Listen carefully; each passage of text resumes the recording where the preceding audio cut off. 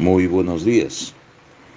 Saludos cordiales a los hermanos en Cristo, a la familia, a los amigos que integran este grupo para aprender un granito más de la inmensidad que tiene la palabra de Dios.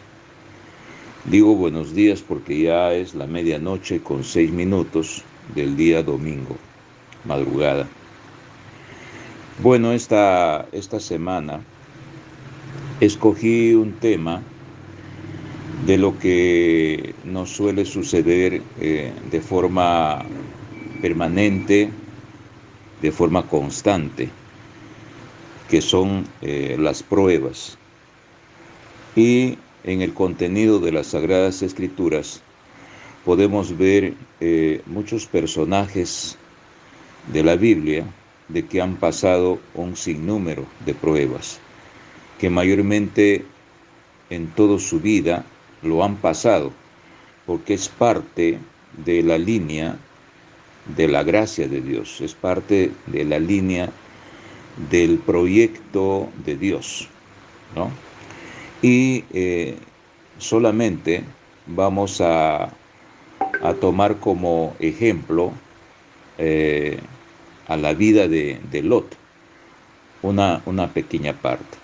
Pero para hacer una introducción siempre me agrada de conceptualizar las palabras principales de los versículos para que nosotros podamos entender de forma un poco más profunda el contexto de lo que estamos leyendo.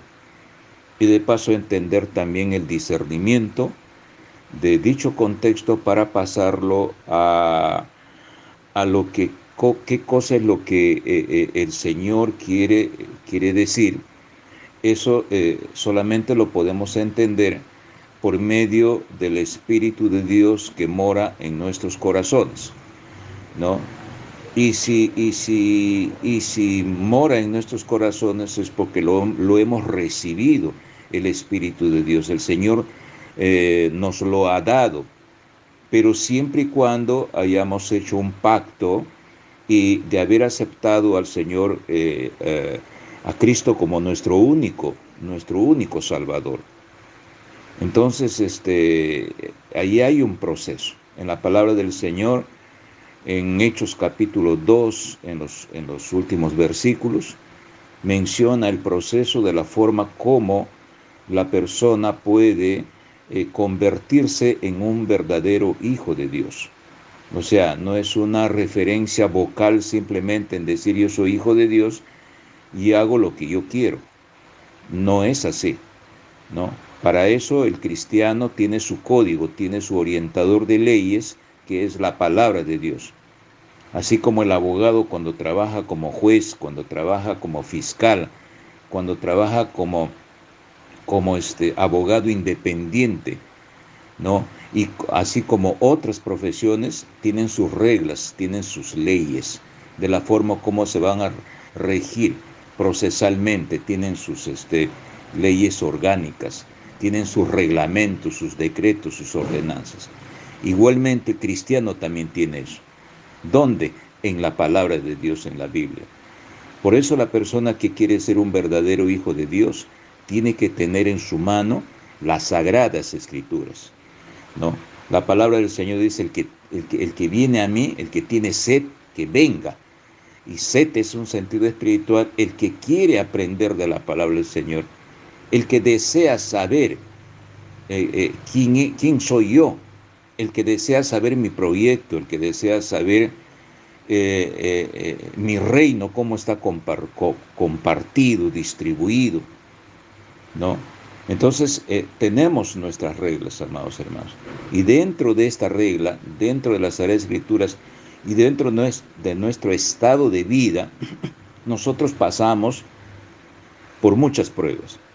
¿Qué significa la palabra prueba? Aquí encontré en la RAE, en la Real Academia Española, un concepto bien claro que nos puede hacer entender qué cosa es la prueba. La prueba, acción de probar a alguien o algo. En este caso es a la persona, a alguien, para conocer sus cualidades, verificar su eficacia, saber cómo funciona o cómo reacciona o qué resultado produce.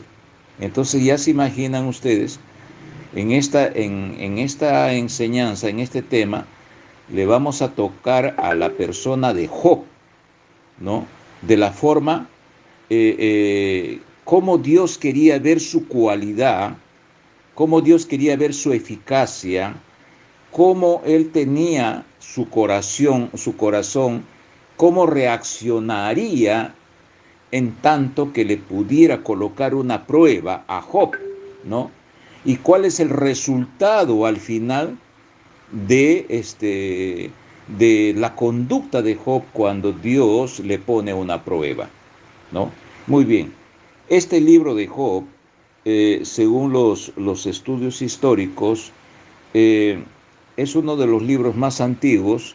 Creo que aproximadamente fue escrito, el autor no se conoce, es anónimo, fue escrito en el año 1460 aproximadamente. Eso quiere decir que este libro es contemporáneo con Abraham, con Jacob, con Isaac, con Jacob, con los patriarcas. Y el significado de la palabra Job significa odiado, perseguido y enemistado.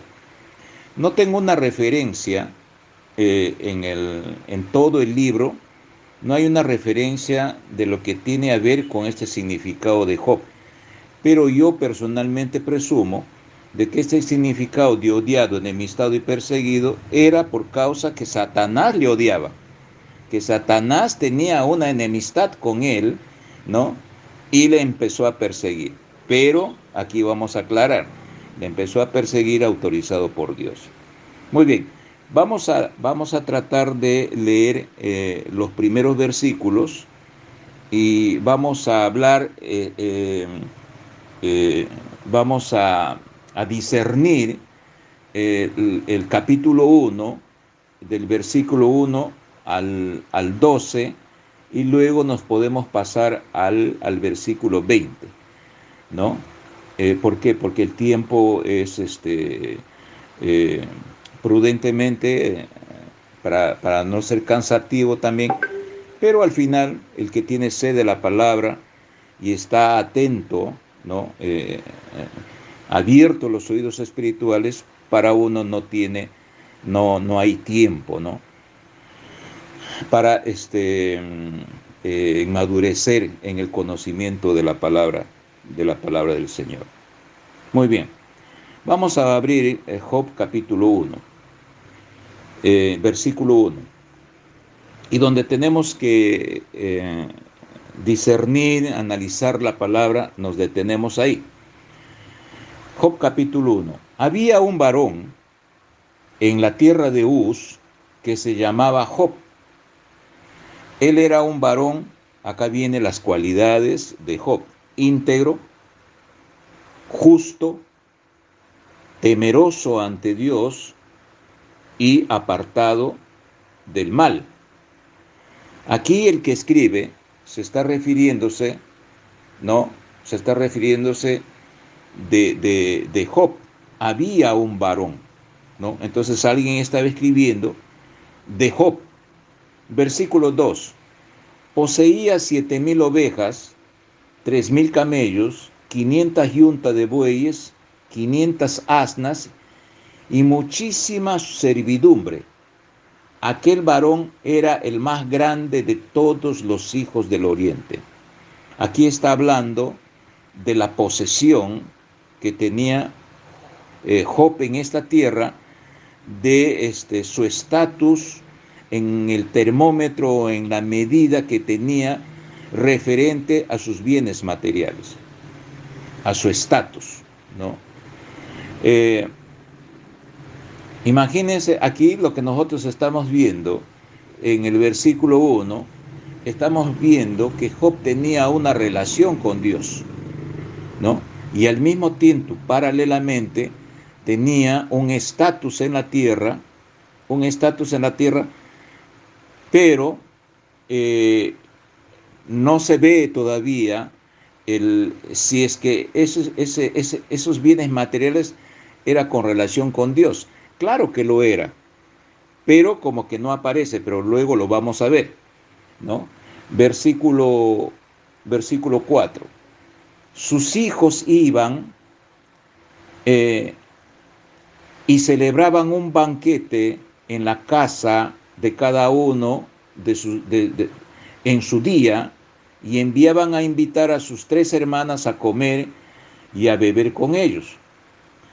Acontecía que, transcurridos los días del banquete, Job enviaba por ellos a fin de santificarlos, y se levantaba Job muy de mañana a presentar sacrificio conforme al número de todos ellos, pues decía Job: tal vez mis hijos pecaron y blasfemaron contra Dios en su corazón. De este modo hacía Job siempre.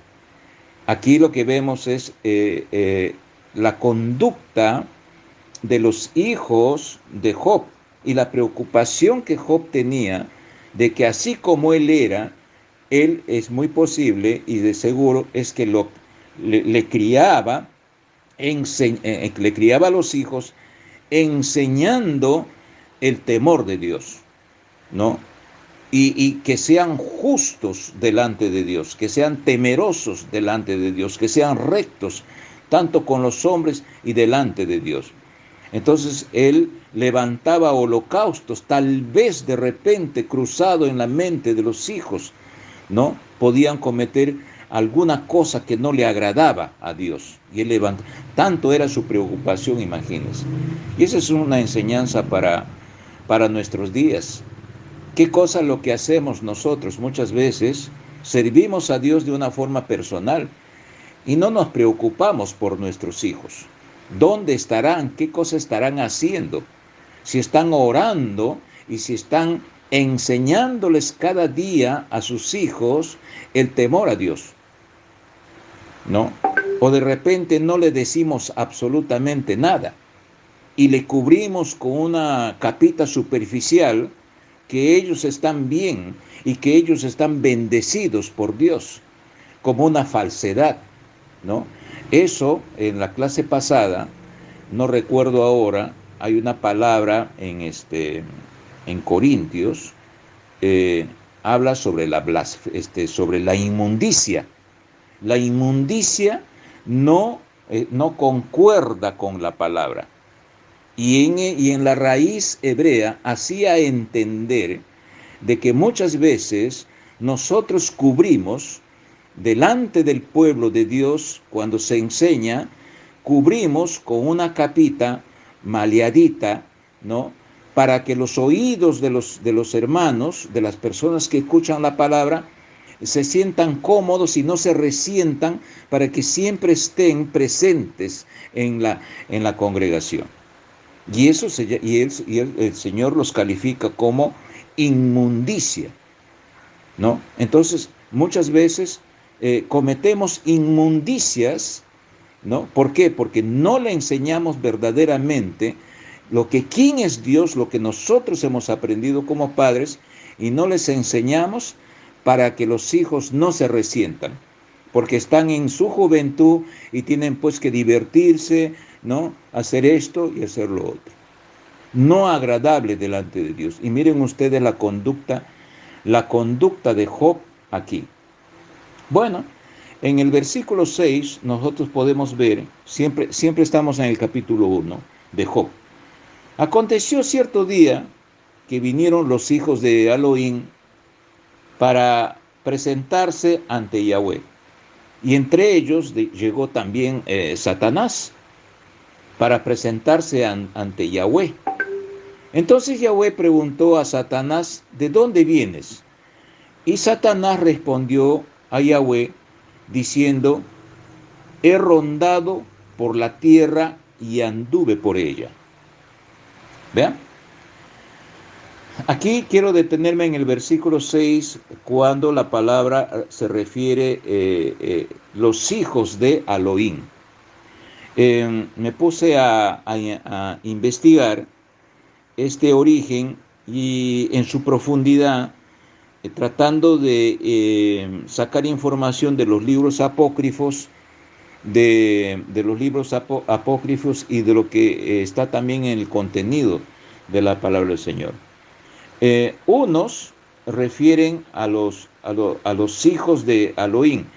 Y yo escuché una enseñanza hace mucho tiempo atrás de que todo ser viviente, en el sentido de humanos, ángeles, en la gloria del Señor, siempre son considerados como hijos, ¿no? Y se presentan los hijos de Elohim, en ese sentido, ¿no? Del poderoso.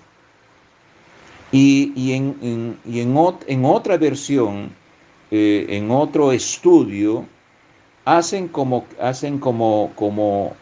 entender de que eran hijos que se podría pensar de la descendencia de Set, del hijo de Adán, ¿no? Que se juntaban con las mujeres de la descendencia de Caín, ¿no? E hicieron relaciones sexuales y de ahí salieron gigantes. Pero en una versión más acertada, que mi piel, mi corazón acierta como que esto es lo correcto, dice que los ángeles de Dios, entonces acá sería versículo 6, aconteció cierto día que vinieron los ángeles de Elohim, o sea, los ángeles de Dios.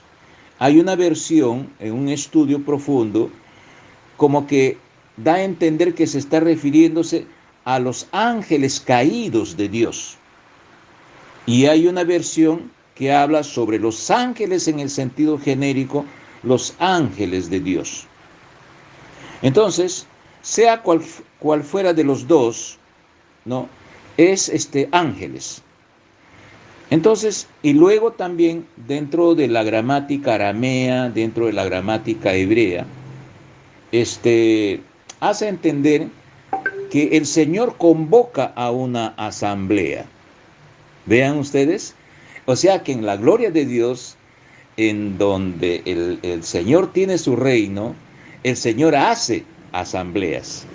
Yo siempre digo de que todo lo que nosotros hacemos, nuestras costumbres, tenemos tribunal, tenemos pensamiento, tenemos tristeza, tenemos alegría, es una esencia mínima de lo que existe en la gloria de Dios, ¿no? Entonces tenemos asamblea, tenemos discusiones, tenemos diálogos como seres humanos, ¿no? Y en la gloria de Dios también existe.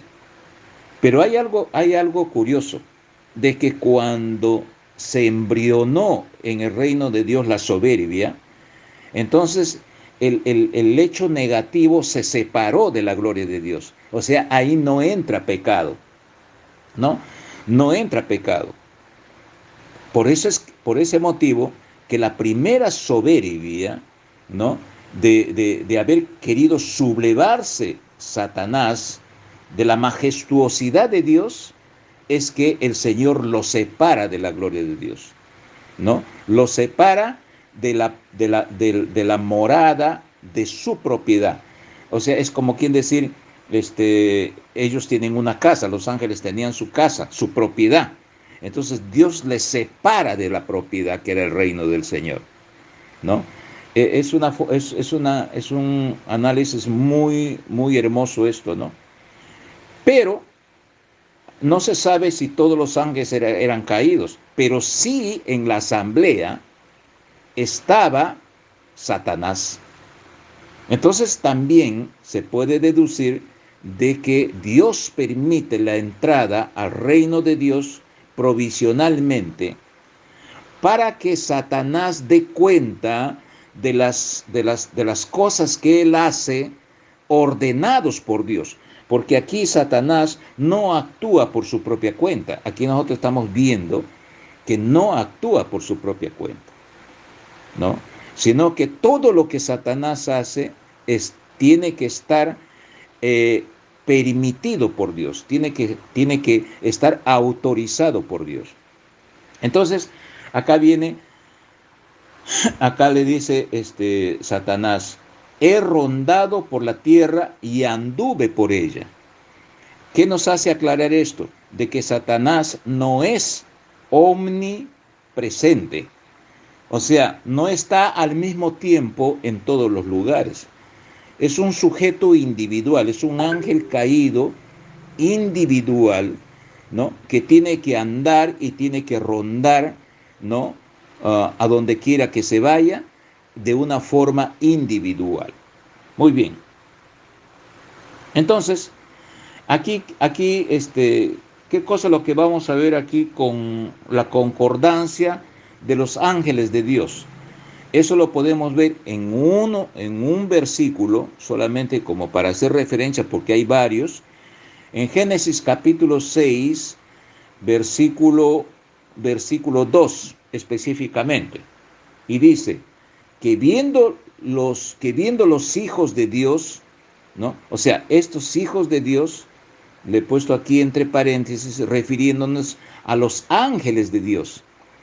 Aquí sí se podría deducir de que eran los ángeles caídos que Dios había separado de la gloria, del reino de Dios. Y acá dice, ¿por qué? Porque no se ve que los ángeles de pensamiento limpio, no se ve que están haciendo estragos con los seres humanos. Entonces acá dice, Génesis 6 del 1 al 4, vamos a leer. Y aconteció que cuando comenzaron los hombres a multiplicarse sobre la faz de la tierra y les nacieron hijas a los hombres, que viendo los hijos de Dios, entre paréntesis, y yo lo he puesto, ángeles de Dios, que las hijas de los hombres eran hermosas, tomaron para sí mujeres, escogiendo entre todas ellas. Y dijo Jehová, no contenderá mi espíritu con el hombre para siempre, porque ciertamente él es carne, mas serán sus días 120 años.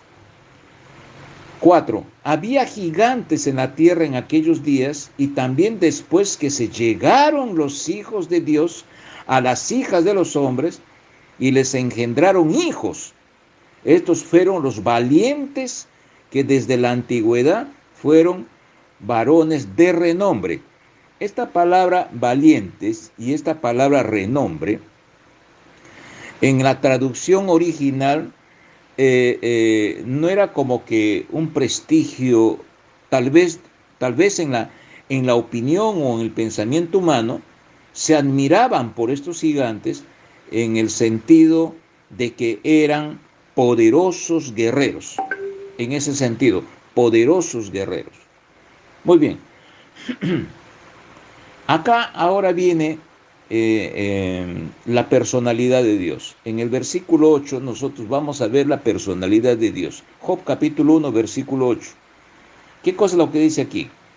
Luego dijo Yahweh a Satanás, ¿has considerado ya a mi siervo Job, que no hay otro como él en la tierra, varón íntegro y recto, temeroso ante Dios y apartado del mal? Apartado del mal. Entonces aquí vemos de que en esa asamblea Dios le pregunta a Satanás si has considerado ya a mi siervo Job. Entonces, ¿qué nos hace entender aquí? Que aquí quien está preguntando es Dios, no le está preguntando Satanás, y tampoco no le está buscando el tema en esa asamblea para que toquen el tema de Job. No. Simplemente Dios tenía programado en su pensamiento, ¿no?, sobre lo que había dispuesto ponerle en prueba a Job, ¿no?, para ver la cualidad y de lo que había dentro de su corazón con relación a él. Lógico que Dios sabe Dios sabe lo que, lo que Satanás ya pensaba, pero le pregunta, ¿no? Le pregunta, ¿has considerado ya a mi siervo Job, que no haya otro como él en la tierra, varón íntegro, recto, temeroso ante Dios y apartado del mal? ¿Se dan cuenta? Entonces, hermanos, cuando nosotros estamos a punto de recibir una prueba, y las pruebas son de diferentes situaciones, las pruebas mayormente son aflicciones que nos viene a nosotros. Y una de las aflicciones más calamitosas que un hombre puede haber pasado en su vida, ¿no? Fuera de Cristo, que murió en la cruz, en el sentido hombre común como nosotros. Imagínense ustedes, no nos vamos a importar, no nos vamos a importar que Job haya perdido sus bueyes, que haya perdido sus asnos y que haya perdido sus propiedades. Vamos a dejarlo eso en un segundo plano, ¿no? Porque por nuestra capacidad podemos nosotros recuperar, ¿no? Tenemos ese instinto de recuperarnos y de luchar nuevamente para buscarnos la comida. Pero aquí la prueba era de que el Señor permite que Satanás le ataque a todos sus hijos, o sea, sus hijos mueren. Entonces él tenía 7 hijos, y él tenía 3 hijas. Entonces total tenía 10 hijos. Y el número 10 en la numerología espiritual significa castigo, ¿no? 10 hijos. Entonces, Dios le quita a sus hijos, encima le quita todas sus propiedades y encima permite que le venga una enfermedad que se llama la sarna, ¿no? Ya se imaginarán la corsera y la comezón, que tal es el extremo que él se llenaba de las cenizas para que le pase siquiera un poco, en un estado tan tormentoso y la mente tan atrofiada por haber perdido a sus 10 hijos. O sea, no puedo entender. Es como quien, si no tengo una fuerza en el interior de mi corazón y no tengo algo construido que me dé fortaleza, entonces yo puedo hasta autodestruirme. Pero sin embargo, Job, ¿no?, actuó en lo contrario.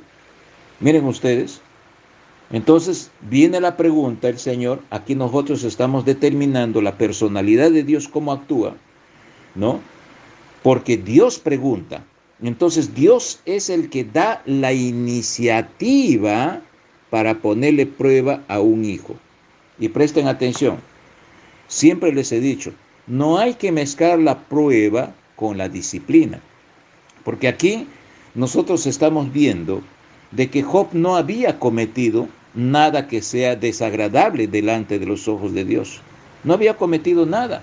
Varón justo, recto, íntegro, temeroso de Dios. No había cometido nada. Entonces no tenía por qué disciplinarlo el Señor. Entonces, cuando uno es disciplinado, le puede venir, vamos a imaginar que sea un cáncer. Al que le viene la prueba, le puede venir un cáncer. Y al que le viene una disciplina, le puede venir un cáncer. Entonces, ¿quién sabe eso? Sabe Dios, ¿no? Sabe la persona por qué está tan mal delante de Dios, ¿no? Porque sabiendo y conociendo la palabra del Señor, ¿no?, se aleja de Dios, tiene una vida tibia delante de Dios, abandona las cosas de Dios, entonces se aleja, ¿no? Y de un momento a otro viene una desgracia en su vida. Entonces, esa desgracia es una disciplina. Pero cuando una persona está bien delante de Dios, es recto, es justo, es temeroso de Dios, y le viene una calamidad de este tipo, es porque está bien con Dios. Eso es lo que tenemos que entender. Entonces, por nuestra ignorancia, al que está disciplinado decimos, esa persona está pasando por una prueba, ¿no? Esa persona está pasando por una prueba. ¿Qué cosa es lo que habrá hecho? Entonces hacemos un ceviche mixto. ¿Qué cosa es lo que habrá hecho delante de Dios que podría ser disciplina? Y usamos el término de prueba, ¿no? De que solamente le pasa al justo. Entonces estamos haciendo un prevaricato tremendo en nuestra forma de expresarnos, ¿no? Entonces nos confundimos. Y eso también cae en el error grave, ¿no? Que hasta pecado se puede cometer, de que cuando un integrante de la congregación ve un tipo de casos así, él no ve que esa oveja esté bien delante del Señor o no ve que está pasando una disciplina. Entonces le llama adelante, dice, vamos a orar, y él mismo decreta en el nombre del Señor, demonio inmundo, yo te ordeno que tú salgas y este hombre y esta mujer será sana. Entonces estamos utilizando o estamos dejándonos llevar por espíritus malignos de mentira. ¿Por qué? Porque tenemos que tener el discernimiento y la sinceridad de ver el corazón de esa persona, si verdaderamente está en una disciplina o verdaderamente está pasando por pruebas. Eso tenemos que tener mucho cuidado, amados hermanos, ¿no? Cuando yo, por ejemplo, veo una congregación así, yo no me levanto,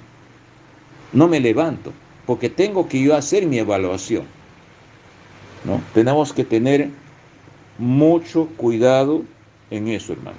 Muy bien. Entonces, Dios, en el versículo 8, pregunta, eh, ahora, ya el Señor estaba pensando propósitamente ponerle prueba a Job. ¿Qué significa la palabra propósitamente? Es un adverbio de modo, miren, con intencionalidad voluntaria y deliberadamente. O sea, deliberadamente yo le voy a poner prueba a Job. En otras palabras, para ver la integridad de su corazón, para ver cuánto es recto delante de Dios, cuánto es el temor delante de Dios. Muy bien, eso es lo que significa propósitamente, adrede, ¿no? Entonces, ¿qué cosa es la palabra íntegro?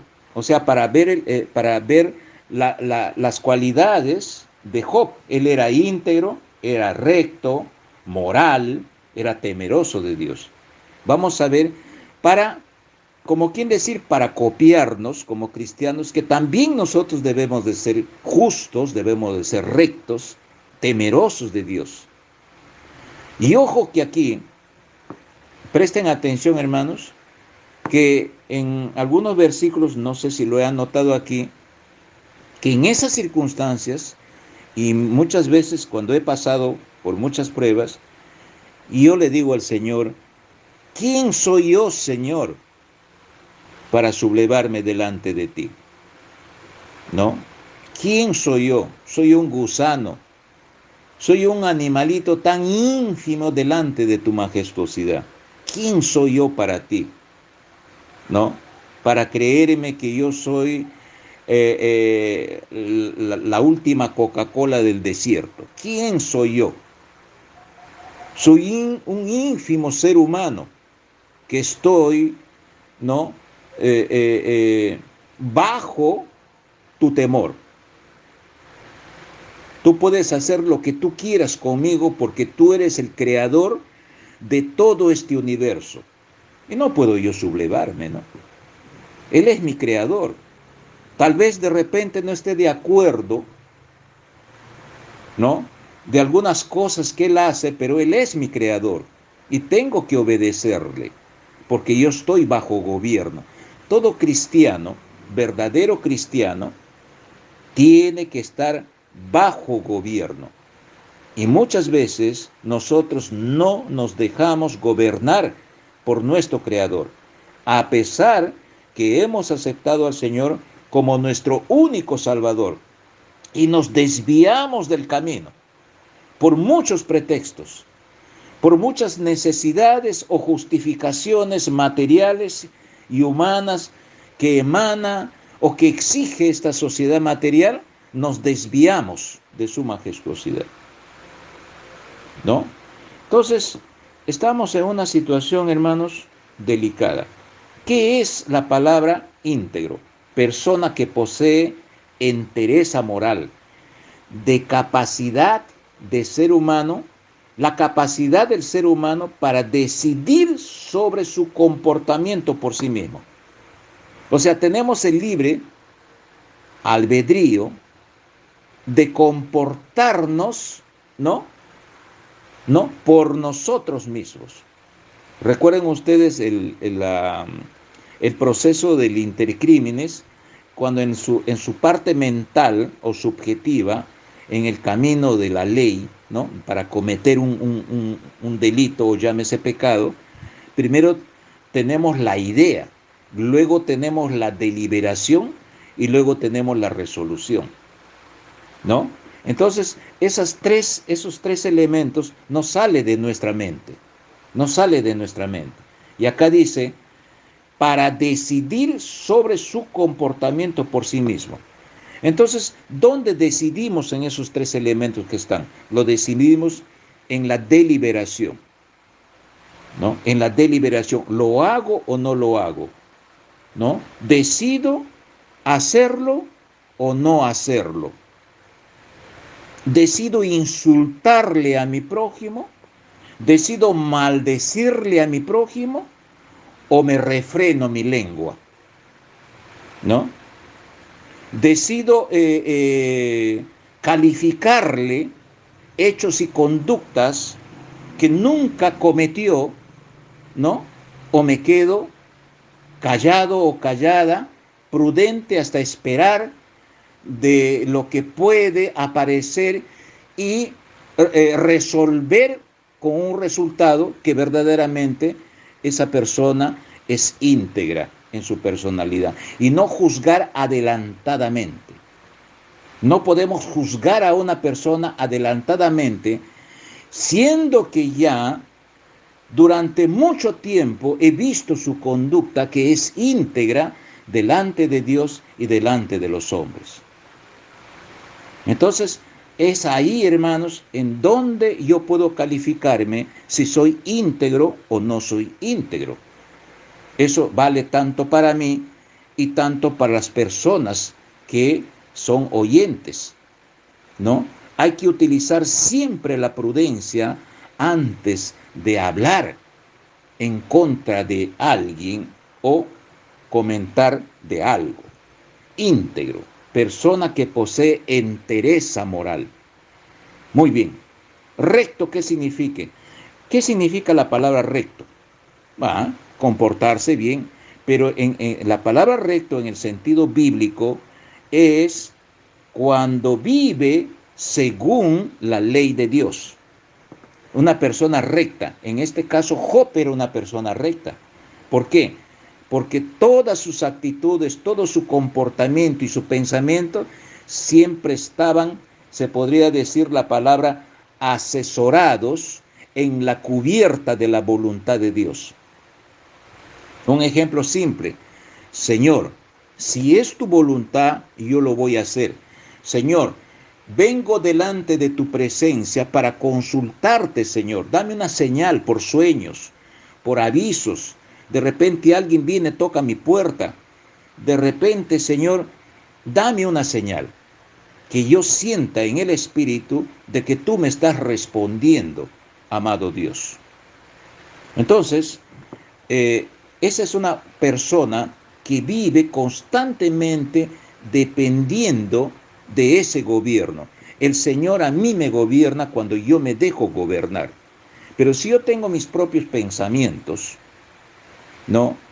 Hago mis propias leyes en mi mente y digo, bueno, a mí me parece que Dios es así, a mí me parece que estoy bien con Dios, yo creo que es así, tú tienes que respetar mi forma de ser porque así me han criado, ¿no?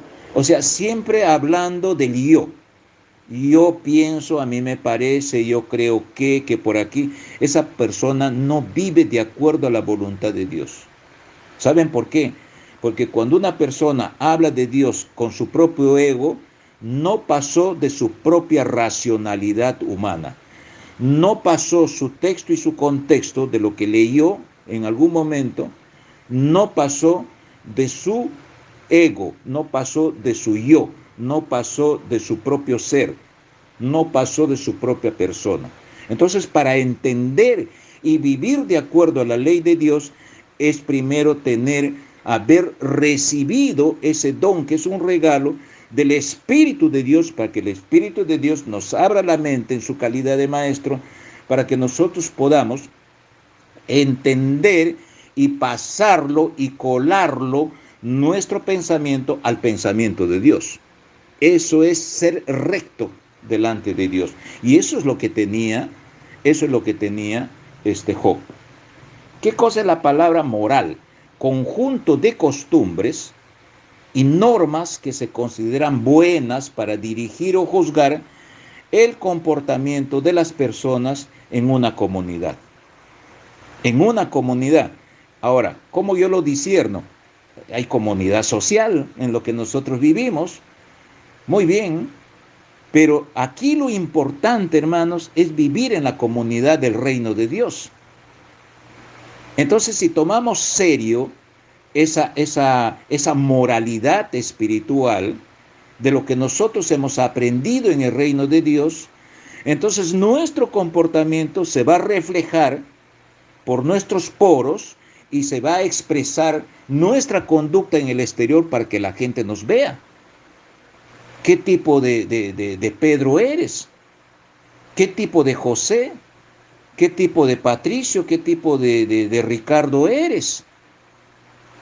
¿Qué tipo de María? ¿Qué tipo de Gertrude eres en el exterior, en tu conducta? Porque de lo que tú piensas, ¿no? Dentro de tu corazón es lo que sale y sale por tu boca también. Si te pones a insultar, a calificar a las personas, entonces, ¿dónde está el Espíritu de Dios en tu corazón? Y mucho más cuando no sabes pedir perdón, es peor todavía. No reconoces tu falta y no eres humilde, es peor todavía. Entonces, es como quien decir, el amor no se encuentra así nomás. No se encuentra. Lo que sí el Señor, por el amor a su creación, sí te encuentra a ti. Él quiere que tú vengas. Pero para que tú tengas amor al Señor, tú tienes que construir ese amor. Y ese es el deber y la responsabilidad que tú tienes desde que le conoces a Cristo hasta que el Señor te lleve. De construir tu camino delante de Dios. Por eso es que la palabra del Señor dice, toma tu cruz y sígueme, ¿no? Y en otro versículo dice, refrena tu lengua, no maldigas a tu prójimo, ¿no? Es una cosa muy seria, hermanos. ¿Qué significa la palabra temeroso? Miren, que se siente temor o miedo, que se caracteriza por tener temor a actuar o a tomar decisiones. Miren, yo tengo miedo de tomar decisión. Yo tengo miedo de actuar algo. ¿Por qué? Porque yo le tengo terror a Dios. Hay que hablar las cosas claras. En el hebreo dice terror. En el hebreo dice pavor. En el hebreo dice miedo. Entonces que no vengan los líderes cuando están ahí en usar esa palabrita para que, para que, le, para que les agrade a los oídos de los hermanos, en decir, hay que tenerle respeto, entre comillas, a Dios. Ese es un respeto. Cuando dice, ¿qué significa temor, hermano, pastor? Claro, es un respeto a Dios. No, Señor, es pavor, temor y miedo. Eso es lo que habla en el hebreo. Entonces yo le tengo pavor a Dios. Todo, como es un ser omnipresente, Él nos está viendo. Esos rayos que caen, esas tormentas que caen, cuando tiembla la tierra, Dios está ahí. Dios está ahí. Y todas esas cosas, Dios actúa para que se haga presente en el pensamiento del ser humano, esos derrumbes, esos huaicos que hay ahí, esas desgracias que hay ahí. Le dice, acuérdate de mí. El Señor les está diciendo, acuérdense de mí, porque ya llega el tiempo de algo. Acuérdense que yo mandé a mi Hijo unigénito para que todo aquí en quien Él crea no se pierda, mas tenga vida eterna. Sean como Job, sean justos, sean rectos, sean moralistas espirituales y tengan temor a Dios. Ténganme temor. Hay un versículo que no tengo en la mano, pero sí me acuerdo. El temor de Dios es el principio de la sabiduría. Entonces, ¿qué hago yo? Si yo tengo ese temor, me traslado ¿a dónde? Me traslado donde vive Él. Porque yo soy hijo de Dios, entonces yo quiero vivir en la casa de mi Padre. Entonces, cuando yo vivo constantemente en mi casa, le voy a ver a mi Padre su comportamiento. Entonces, cuando yo obedezco lo que mi Padre me está diciendo, yo voy a tener una amistad y una relación equilibrada y paralela con mi Padre.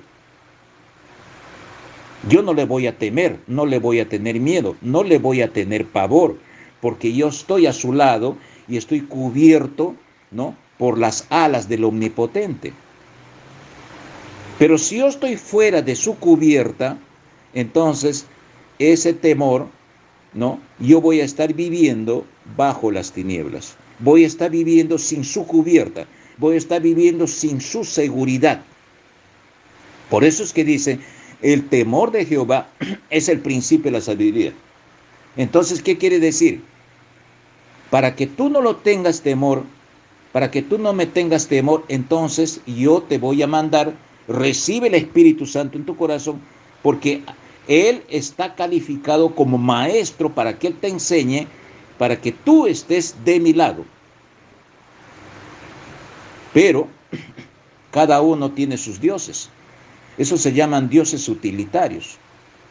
O tal vez cuando estemos en un avión y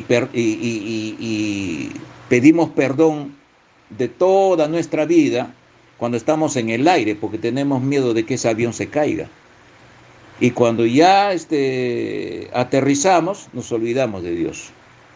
O cuando estamos en una situación tan difícil, o cuando estamos graves e enfermos, ¿no?, le pedimos al Señor que por favor nos cure o que sane a nuestro familiar. Y una vez que le sanó al familiar, nos olvidamos de Dios. A eso yo le llamo el Dios utilitario. El Dios utilitario. Muy bien. En el versículo 9 del capítulo 1 de Job, responde Satanás. ¿Cómo responde? ¿Cómo le dice? Miren, ojo, no se olviden que de Dios fue la iniciativa de preguntarle a Satanás. Él no vino especialmente a acusarle a Job, pero miren ustedes aquí. Respondió Satanás y dijo a Yahweh, ¿acaso teme Job a Dios de balde? ¿Has hecho reposar tu mano sobre él sobre su casa, sobre sus hijos y sobre todo lo que tiene en todo lugar. Has bendecido las obras de sus manos y has multiplicado sus posesiones sobre la tierra. Pero, a ver, extiende tu mano y toca todo lo que tiene y verás si no blasfema contra ti en tu misma cara. Acá hay muchas cosas que analizar. Muchas cosas que analizar. Acá Satanás le dice al Señor que Job le teme a Dios por algún interés. No, no. Job no te teme de balde. Tiene que haber una condición. ¿Cuál es la condición? Él te agradece, te adora. ¿Sabes por qué? Porque le has dado bienes, le has hecho el hombre más rico. Por eso el que te teme, por eso el que está a tu lado. Si no, ya te hubiese dejado. Ah, a ver qué cosa es lo que dice. ¿Qué cosa es lo que decreta? Miren ustedes, aquí está decretando, aquí está Dios emitiendo una orden. Siempre cuando leemos la palabra del Señor, hay que ver cómo se comporta Dios. Muchas veces decimos, ay Diosito, Dios es buena gente, no que Diosito es así. No, para mí, yo creo que, a mí me parece que, yo pienso que, no, yo estoy bien con Dios, yo estoy bien con Dios. Yo no le hago nada malo a nadie, ¿no? No le hago malo a nadie, no hablo mal de nadie, no, yo soy buenísima gente, ¿no? Pero no es que yo converso con alguien y ya estoy hablando de la tercera persona, ¿no? O sea, soy una persona fina, ¿no? En ese sentido. Yo estoy bien con Diosito, ¿no? Entonces, aquí le está poniendo Satanás y le dice, él no te adora así de gratis. Él te está adorándote por algo, a cambio de alguna cosa, ¿no? Dios me bendice porque ya tengo mi carro. Dios me bendice porque ya tengo mi casa. Y esta palabra acá, has bendecido la obra de sus manos y has multiplicado sus posesiones sobre la tierra, ¿no? Este bendecido en otras versiones, hermanos, por ejemplo, y Dios le bendijo a Abraham, por eso que era rico. Ahí lo que en la versión hebrea está hablando que Dios le está proporcionando múltiples posesiones a Abraham porque necesitaba para el proyecto que Dios tenía con Abraham. Y muchas veces Dios quita todas esas propiedades porque Dios tiene un proyecto para esa persona quitándole sus propiedades. Entonces no quiere decir que esto sea, entre comillas, una bendición por lo que le da. Entonces, por lo que le quita, ¿no sería una bendición? Vamos a hacer un ejemplo. Pablo no era rico. Pablo, intelectual, ¿no? El fariseo de fariseos, estudió en los pies de Gamaliel. Sus padres eran ricos. Ellos eran los que tenían la empresa, por decir, la multinacional, que cosían y fabricaban los campamentos del ejército romano y fabricaban los uniformes del ejército romano. El hombre tenía tanto dinero, pero Dios le quita porque tenía un propósito con Pablo. Y Dios le da a Abraham riqueza porque tenía un propósito con Abraham. Dios no le da nada a Jeremías, porque Jeremías pasaba de cárcel en cárcel, de calabozo en calabozo, predicando la palabra al pueblo de Israel, ¿no? Y los reyes, yendo en contra de la voluntad de Dios, le metían preso a Jeremías. Por eso es que le llaman Jeremías el llorón. Y dice, ¿por qué me has puesto, Señor, en esta situación? Si no quieren escuchar tu palabra. A Juan el Bautista no le dio nada, absolutamente nada. Vivía en una cueva, cubierto con su vestido era de piel, y comía leche y langostas, qué sé yo. No le dio riquezas, ¿no? Entonces aquí, en este caso, le está poniendo como una especie de justificación. Satanás es, él te está adorando porque le has dado riquezas, ¿no? Entonces, ¿qué cosa decreta el Señor? ¿Cuál es la orden del Señor? ¿Y a quién le ordena? Esto, una vez más, podemos estar claros de que el diablo, Satanás, no mueve un dedo si no es con el permiso de Dios. Por ese motivo que en Efesios capítulo 6 habla, está 6, versículo 10, 9, 8, habla sobre la organización que tiene Satanás, ¿no? Tiene huestes, tiene gobernadores, ¿no? Que gobiernan las tinieblas. Y estos están preparados para recibir la orden de Dios, ¿no? Para este mundo. Y ellos no actúan por así. Por eso es que es algo medio raro cuando un predicador dice, te decreto que salgas por la orden en el nombre del Señor, la sangre derramada que tiene poder, yo te ordeno. Tú no puedes ordenar nada, porque aquí el Señor está decretando. Entonces hay que tener discernimiento de oveja a oveja, ¿no? Si el Señor está decretando una disciplina, el Señor lo va a levantar en el tiempo que Él quiere, no en el tiempo en que tú oras y ordenas y decretas. Ese es un prevaricato. Dios le va a ordenar al diablo para que le toque a Job, y ahí se ve el tiempo de Dios para que levante esa prueba. De un momento en medio camino, Job entra en una congregación y dice, ven acá, te vamos a sacar ese demonio. ¿Con qué autorización tú usas la palabra decretar para levantar ese demonio? Más educado, más prudente sería, Señor, si es tu voluntad, Señor, y levantas este castigo o levantas esta prueba de tu siervo, Señor, ten misericordia de ellos. Ten misericordia de nosotros, Señor.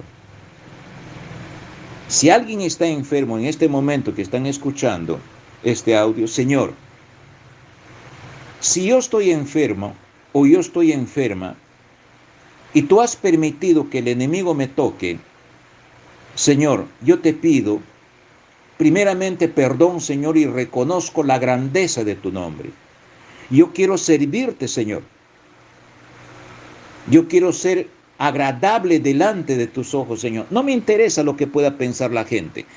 No me avergüenzo del Evangelio porque es poder de Dios.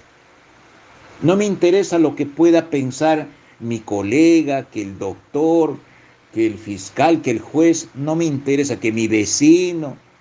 No me interesa absolutamente nada, porque todos vamos a morir. Lo que yo quiero, Señor, es que a mí lo único que me interesa es tu opinión, porque yo voy a estar en tu tribunal, Señor, y voy a rendir cuentas de lo que yo hice en esta tierra. No me avergüenzo del Evangelio, porque es poder de Dios para la salvación de mi alma. Así dice Romanos en sus primeros versículos, capítulo 1. Entonces, hermanos, hay un reino. Estamos hablando del otro reino. Por eso cuando Jesús en su identidad humana, cuando Dios en su identidad humana está frente a Poncio Pilato, tú le dices, ¿de dónde eres? ¿Tú eres el rey? ¿Qué? Y él le responde, mi reino no es de este mundo. Esa es una palabra clave para nosotros. Mi reino no es de este mundo. Entonces, si Dios nos ha dado esta vida justamente para prepararnos toda nuestra vida, nuestra existencia, para que pasemos al otro reino. El que cree, cree. El que no cree, bien, tiene su libre albedrío. No creíste, lo siento. Si hay un tormento eterno, lo siento por ti. Pero yo no quiero estar jugando y no quiero estar arriesgando mi vida, ¿no? Como las hojitas del pétalo, ¿no? Existe, no existe, existe, no existe. No, yo me concretizo y decido, afirmo y reafirmo mi confianza en Dios. Muy bien, seguimos entonces. Vamos a ver el decreto. Entonces Yahweh le dijo a Satanás: He aquí entrego en tus manos todo lo que tiene, solo que no extiendas tu mano contra él.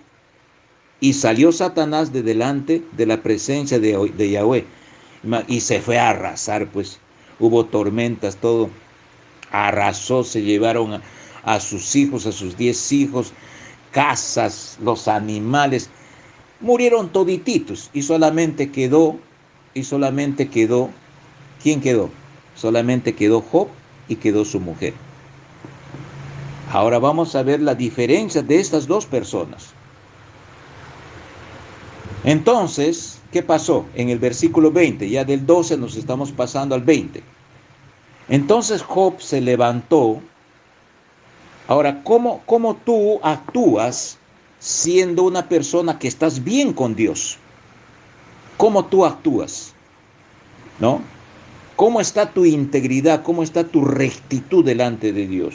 Entonces Job se levantó, rasgó su manto, se rapó la cabeza y adoró. Miren ustedes, y adoró postrándose en tierra y dijo: Desnudo salí del vientre de mi madre y desnudo volveré. Yahweh dio y Yahweh quitó. Bendito es el nombre de Yahweh en todo esto. Job no pecó ni blasfemó contra Dios. Hermanos, hay que ser valiente para adorar a Dios en medio de las vicisitudes. ¿No? Siempre recibo por amistades, comunicaciones, por familias, de que están pasando por una serie de dificultades, ¿no? Y a veces dicen: tengo hasta ánimo de quitarme la vida. ¿Por qué? Porque esa persona no tiene fuerzas, no tiene ánimos, porque desconoce todo este procedimiento que estamos hablando. Porque aquí, lo que a ti te está pasando es una uña de lo que le está pasando, de lo que le pasó a Job. Y Job en ese extremo, ¿qué cosa lo que dice? Bendito es el nombre de Yahweh. Desnudo salí. Y acá dice: entonces Job se levantó, rasgó su manto, se rapó la cabeza y adoró postrándose en tierra. Adorar al Altísimo en la condición en que te encuentras.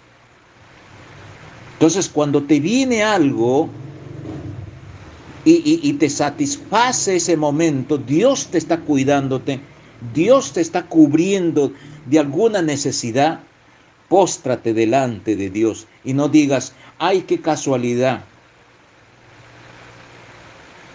Ay, ahora sí,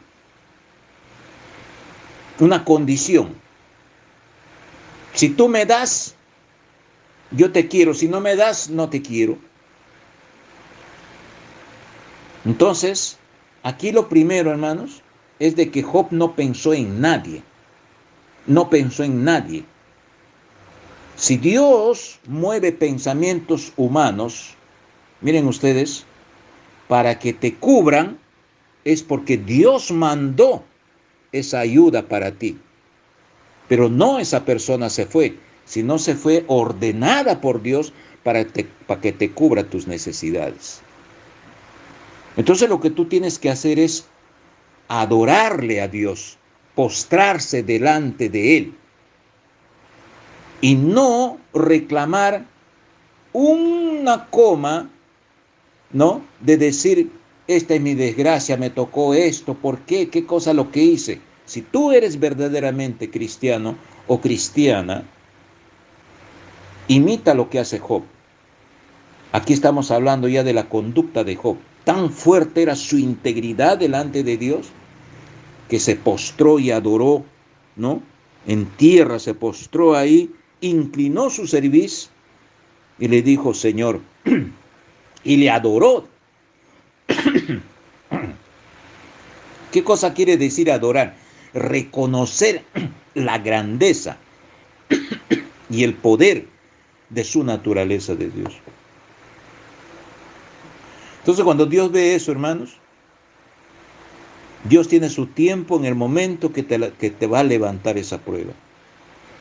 Pero todo movimiento que tú hagas, hazlo hazlo de acuerdo a las pautas que Dios te está dando. De repente no sabes manejar la brújula en donde Dios te está direccionando, pero tu corazón esté conectado con Dios. Señor, yo no sé por qué motivos me está sucediendo esto, pero Señor, confío yo en ti. No sé a dónde me quieres llevar, pero yo confío en ti, Señor. Tú eres mi guía, Señor. Tu espíritu está en mí, Señor. Solamente espero de que tú, Señor, me abras las puertas, me des la luz para yo irme por tu camino. Eso es lo que nosotros debemos de hacer, para no caer en la carnalidad en que después de haber servido a Dios, de un momento a otro nos viene una calamidad y empezamos a pensar de que Dios nos ha abandonado totalmente. Y empezamos a caer.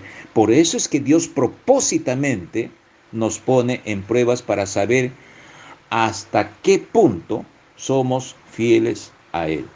Ahora mire lo que dice acá. En el 22 dice, en todo esto, Job no pecó ni blasfemó contra Dios. Esto es delicado, hermanos. Tengamos en nuestra mente, guardemos esa palabra blasfemar. Nos vamos a Job capítulo 2, y aquí me llamó la atención la otra personalidad del ser humano en la vicisitud que el Señor ha ordenado para que vaya y actúe Satanás contra esa persona. ¿Qué dice? Job capítulo 2, versículo 9, ¿qué dice? Entonces su esposa, aquí está la mujer, le dijo, ¿todavía hasta ahora te aferras a tu integridad? Blasfema. Y acá en el 22 del capítulo 1 dice, y en todo esto Job no pecó ni blasfemó contra Dios. Y aquí le está insistiendo la mujer que blasfeme contra Dios. Job 2, 9.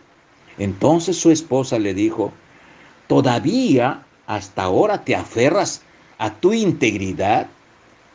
Blasfema a tu Dios y muérete. Y le dice, a tu Dios. Es como quien decir, ella no era íntegra, pues.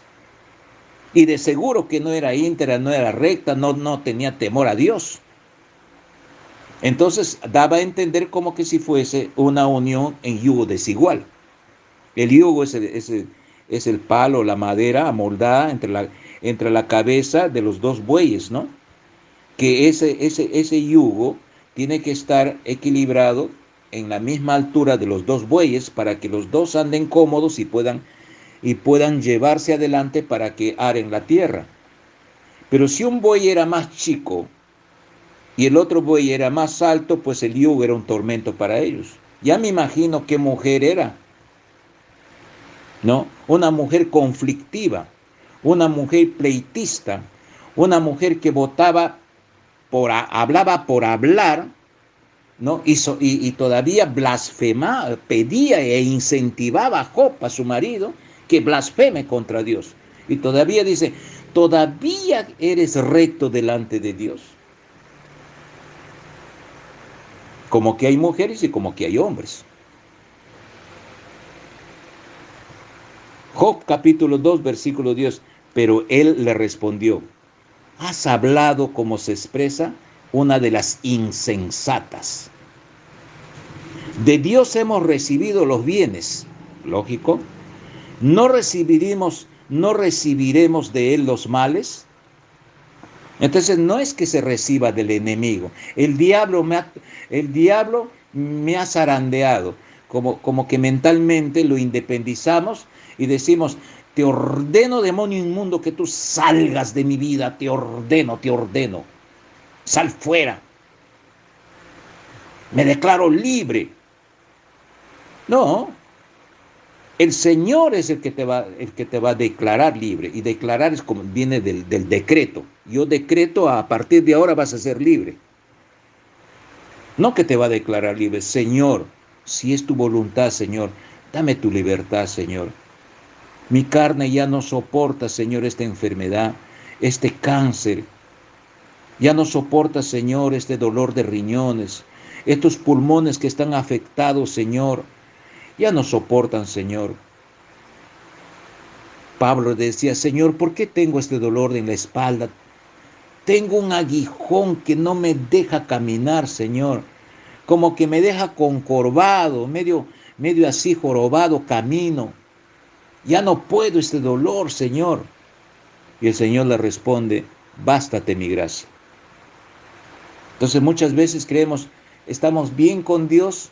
No, el Señor nos deja las enfermedades, tal vez años que duren, y nos vamos con esta enfermedad.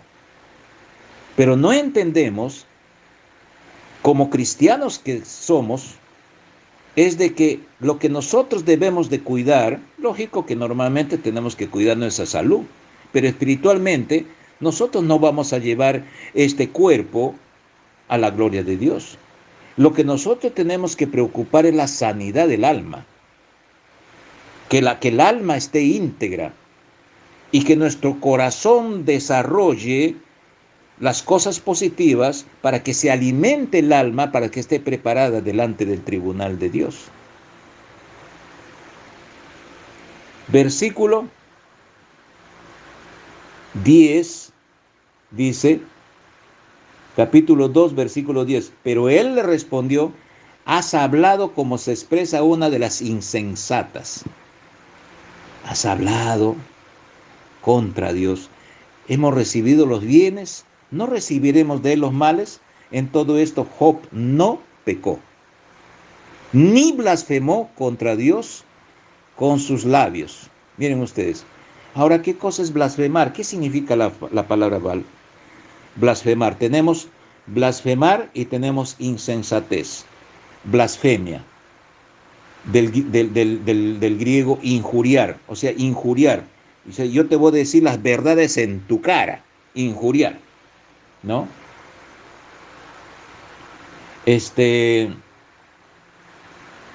Significa palabra ofensiva, injuriosa, contumeliosa, de escarnio.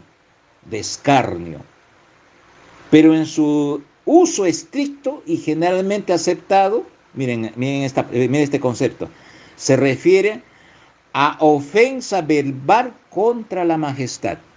Con esta me quedo. Ofensa verbal contra la majestad de Dios. ¿Todavía no blasfemas contra Dios? ¿Qué cosa te hace esperando? Mira cómo nos ha dejado. Mujer insensata. Hay que tener cuidado en eso. Ahora, ¿qué cosa es insensatez? Mírenme, la insensatez, cuidado con la insensatez. Falta de juicio, falta de prudencia. Hay que ser prudentes antes de hablar. Hay que medir nuestras palabras antes de hablar. falta de buen juicio. Hablamos por hablar de un momento a otro y no evaluamos, ¿no? Y empezamos a insultar a personas, ¿no? Que nos cuidan, que nos cubren, que están al tanto de nuestra vida, ¿no? Empezamos a blasfemar solamente por así. Tuve un momento de cólera y empecé a disparar. Disparas y ni siquiera tienes la gentileza, como se dice, ¿no? De ver dónde cayó la bala, ¿no? Y ni siquiera auxiliar, llevarte al hospital y decir, perdóname que te he disparado, ¿no? Y espero que esa bala no te mate. No, de frente, disparaste, agarraste tu revólver y fugaste. Y no, nunca más preguntaste. Y cuando le vuelves a encontrar nuevamente, nunca le dices nada por qué le has disparado. Eso se refiere al perdón. Nunca pediste perdón por lo que hablaste. Eso se llama imprudencia, falta de juicio y falta de madurez antes de actuar.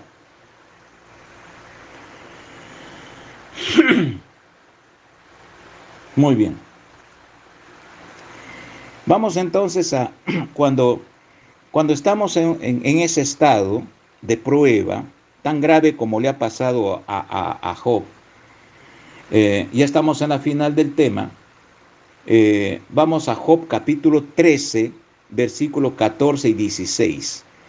Miren ustedes lo que se le pasa por la mente de Job. Capítulo 13, Job capítulo 13, del 14 al 16. ¿Por qué me he de quitar mi carne con mis dientes o poner mi vida en mis propias manos? En otras palabras, es quitarse la vida por sí mismo. O sea, yo quiero quitarme la vida, ya no aguanto más. Eso es lo que quiere decir. En otras palabras, es suicidarse, eliminarse de este mundo. Miren, ¿por qué me he de quitar mi carne con mis dientes o poner mi vida en mis propias manos? Esto es más claro. O poner mi vida en mis propias manos. En el 15 que dice, ya cambia y se va direccionado a Dios. Aunque Él me matara, solamente en Él esperaré, porque mis caminos están ante Él. 16. De cierto, Él será mi Salvador, porque el impío no entrará a su presencia. La pregunta es, ¿tú quieres ser impío? El impío es de pío. El pío viene de piadoso. Entonces yo soy piadoso delante de Dios. Y el impío es aquel que no es piadoso. No es piadoso. Y ojo, amados hermanos, no está hablando del mundo pagano. Aquel que no quiere servir a Dios, ese ser es sincero. Está que toma ahí, está que se emborracha, está con sus juergas por ahí, está con mujeres por ahí, está fornicando por ahí, está que habla sus palabrones, está que hace sus bromas de segundo sentido, es burlón, escarnecedor. Aquí no se está refiriéndose hacia ellos, esos son sinceros. Ellos hablan, ¿no?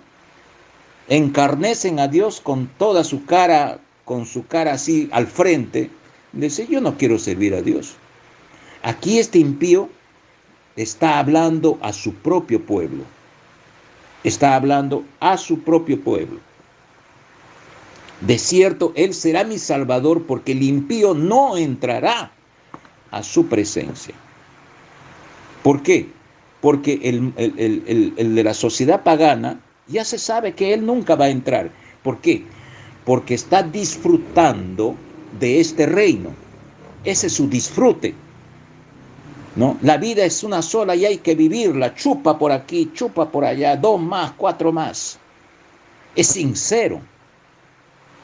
Pero cuidado, que el hipócrita vive en la congregación. El otro, el pagano, el secular, es sincero. Él hace de su vida lo que quiere y crea los dioses que él quiere en su mente. Pero acá no. Acá uno tiene que someterse a la voluntad de Dios, tiene que someterse a la ley de Dios.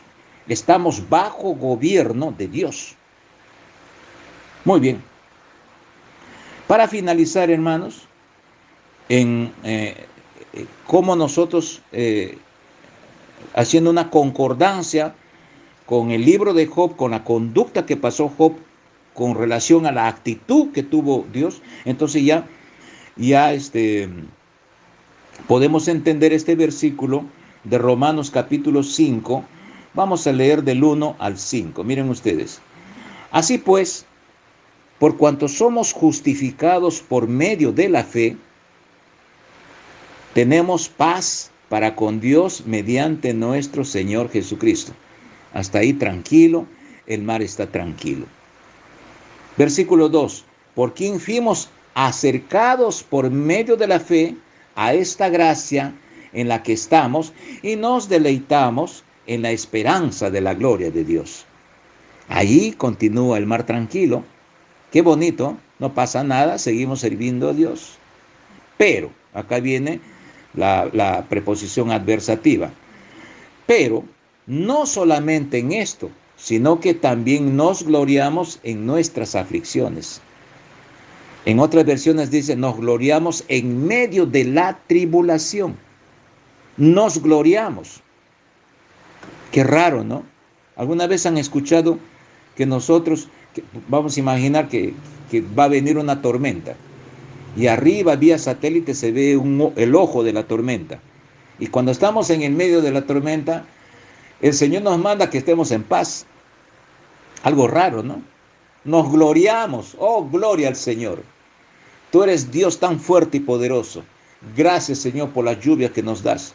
En el medio arrasando palmeras, vienen los truenos, vienen los rayos, se arrastra casas y todo por el estilo, y nosotros ahí, confiando en el Señor, ¿no?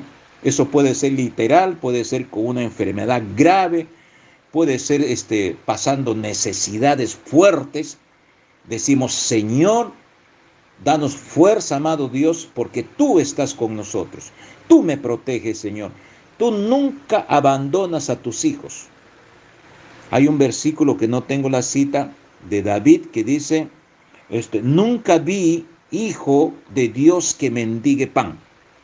Nunca vi hijo de Dios que mendigue pan. De eso me acuerdo. Pero no solamente en esto, sino que también nos gloriamos en nuestras aflicciones, porque comprendemos que la aflicción perfecciona la paciencia en nosotros. ¿Y las aflicciones qué cosa es? Es prueba.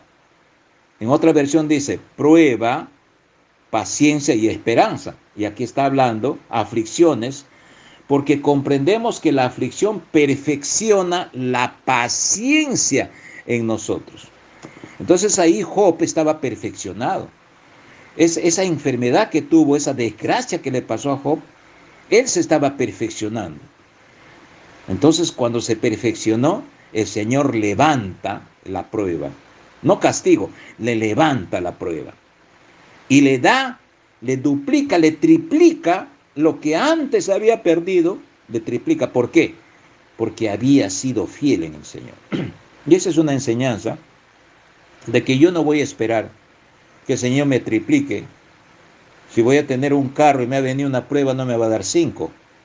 No, me va a triplicar las riquezas que hay en el reino de Dios, ¿no? Porque mi mente tiene que estar en la propiedad que yo voy a adquirir en la gloria de Dios. Mi mente está en las riquezas que yo voy a tener en la gloria de Dios. Mi mente está en la ganancia perpetua que voy a tener en la salvación de mi alma, allá en la gloria de Dios. Esto de acá es un paso, hermanos. Yo no entiendo por qué el amor que tienen de esta vida, el deleite que tiene esta vida el ser humano muchas veces, ¿no? Y no se da cuenta o no se mira al espejo que cada día que pasa se va envejeciendo. Y de un momento a otro, ¡pum!, muere y ya se fue. ¿Se fue preparado delante del Señor? Es que no nos damos cuenta como que la propia vida de lo que nosotros practicamos, el Señor nos está enseñando. Mira, te estoy avisando. ¿Estás haciendo un posgrado? ¿Estás haciendo un doctorado? ¿Tienes hijos? Tus padres tienes que cuidarlo, el horario, recogiéndole al colegio, al niño, a la niña. Tienes que ir a tu trabajo. De repente no tiene ese sueldo, no es suficiente para mantener. Te vas a otro trabajo y encima voy a estudiar, me toca un doctorado porque quiero ascender, porque hay una competencia laboral. Pero sin embargo, ¿para qué? Ese mismo ejemplo de esfuerzo humano secular que nosotros hacemos aquí, nosotros no hacemos ese mismo esfuerzo para hacer un doctorado delante de la presencia de Dios para la salvación de nuestras almas. No hacemos, ¿no? Hacemos un cursito de medio minuto y últimamente están saliendo y a veces me mandan por mis redes, por las redes que tengo ahí, me mandan oración del día sábado. Señor, que tu familia, Señor, bendice, Señor, a la persona que está leyendo en esto, ¿no? Y que todo le salga bien a su familia, a sus hijos y que no le pase nada. Amén. Y todos los que están leyendo esta oración dicen amén, amén, amén, amén. Sí, yo estoy de acuerdo, amén, amén. Entonces ya no hay una oración. Yo ya no hay necesidad de orar. A ver, voy a entrar en el internet, ¿no? Le voy a decir, oración del día lunes, oración del día sábado, amén, una persinadita por ahí y nada. Pero aquí lo que Job que hace, se postra delante de Dios y le adora y le dice verbalmente. Hay una iglesia por ahí en el Brasil y con ganas le digo su nombre, la iglesia Iglesia Universal, ¿no? La famosa Para de Sufrir, ¿no? Y cuando comenzó esta iglesia tenía la osadía de vender las oraciones por medio de un USB. Allá en portugués le llaman pendrive al USB, ¿no? A 5 reales, a 10 soles, ¿no? Depende de la fuerza de la oración. Entonces, la persona ignorante, ¿no? Pagaba y de esa manera se enriquecía esa congregación, ¿no? Que ya dará cuenta su líder delante de Dios, que hasta helicóptero tiene, que no podía ni pisar ya tierra, ¿no? Si no venía en el techo, habían hecho un helipuerto, ¿no? Ahí se posaba, llegaba, predicaba y se iba en base de todos los diezmos, la ofrenda y las estafas que hacía, y los feligreses siendo engañados. Y vendían las oraciones en USB, 5 reales, 10 reales. Imagínense, hay que comprar la oración ahora. ¿Hasta dónde está llegando las líneas pseudo cristianas, ¿no? La teoría de la prosperidad y todas esas cosas. Entonces, si uno, hermanos, no lee la palabra del Señor y no ama las cosas del Señor, por lo tanto, nuestra mente siempre va a estar obnubilizada, va a estar en tinieblas, va a estar cerrada, sin discernimiento, ¿no? Y sin la presencia del Espíritu de Dios. Versículo 3. Pero no solamente en esto, sino que también nos gloriamos en nuestras aflicciones, porque comprendemos que la aflicción perfecciona la paciencia en nosotros. Y la paciencia produce experiencia, y la experiencia confianza, ¿no? Confianza. Esa confianza está hablando de la esperanza que va a venir. Y la confianza no confunde, porque el amor de Dios es derramado en nuestros corazones. ¿Por quién?